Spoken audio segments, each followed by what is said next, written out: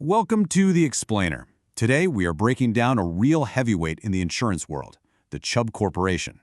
We're going to look at this from an investor's point of view, really get under the hood to see what makes this company tick, and more importantly, why it consistently stands out from the competition.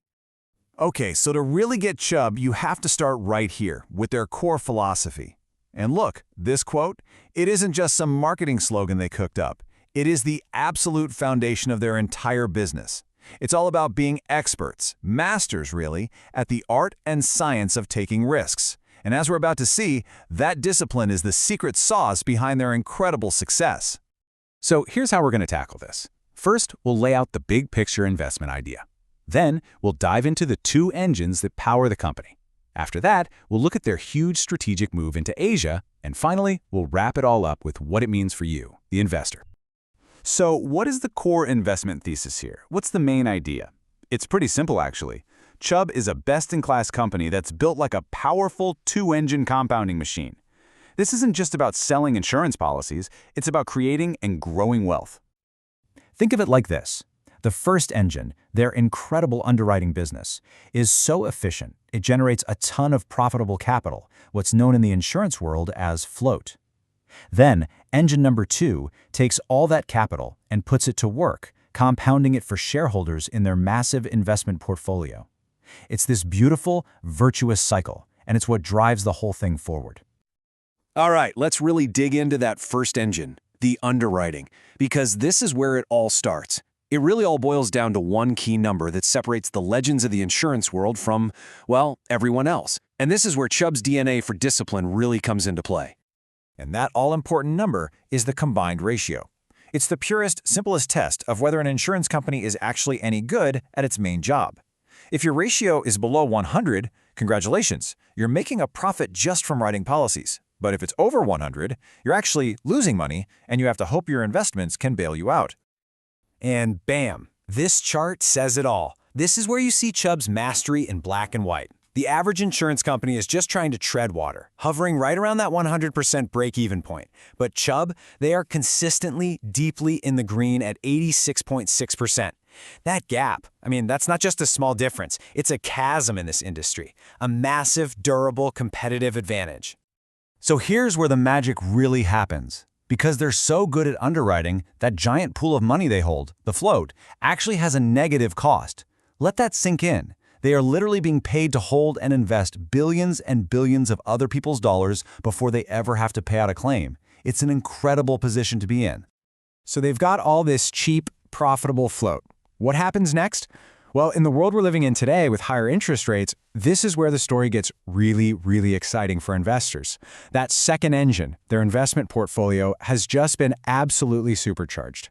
And here's the proof. Just look at that number. In only 2 years, Chubb's investment income has exploded, jumping by an incredible 59%. Now, this isn't some small uptick we're talking about. This is a fundamental change in the company's ability to generate earnings, and it's all thanks to this new rate environment. And this isn't just dumb luck. It's a very deliberate strategy. Remember that first engine? It's just gushing cash, almost $16 billion last year alone.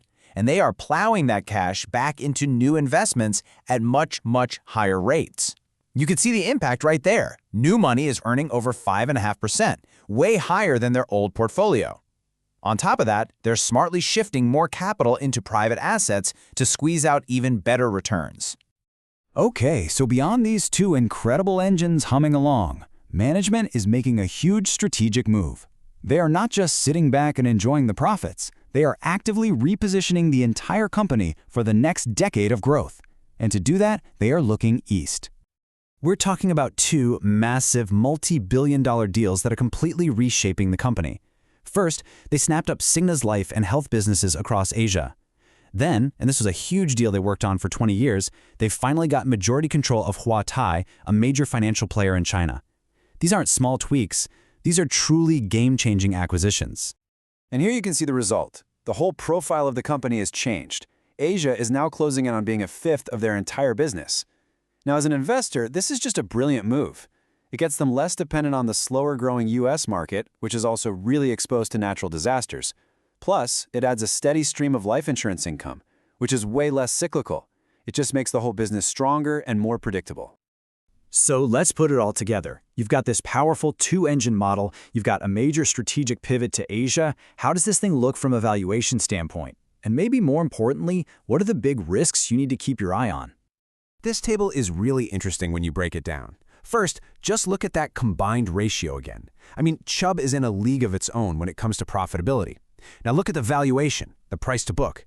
At about 1.6 times, it's not the cheapest stock in the group for sure, but it's also nowhere near the most expensive. You're getting absolutely best-in-class operations without paying a crazy premium for it. So, let's be balanced here. The bull case is pretty straightforward, right? Chubb just keeps doing what it does best, the Asia deals pay off big time, and higher interest rates keep boosting their income. The bear case, though, is mostly about stuff they can't control. As a huge property insurer, they're on the hook for bigger and bigger catastrophe losses from climate change. And that big bet on China, it could be a home run, but it absolutely comes with some serious geopolitical risk. So what's the bottom line for an investor? Well, yes, if you look at tangible book value, you are paying a premium for this stock. No doubt about it. But what you're buying is superior performance and truly world-class leadership. And if you're an income investor, check out that dividend. It is rock solid. A payout ratio of only 16% and 32 straight years of raising it, that just screams financial strength and a real commitment to returning cash to shareholders. And that really brings us to the big final question you have to ask yourself as an investor. When you add it all up, the superior underwriting, the supercharged investment engine, and this massive pivot to high-growth markets in Asia, has Wall Street really caught on yet? Is the current stock price truly capturing just how much this company has transformed itself into a global insurance powerhouse for the future?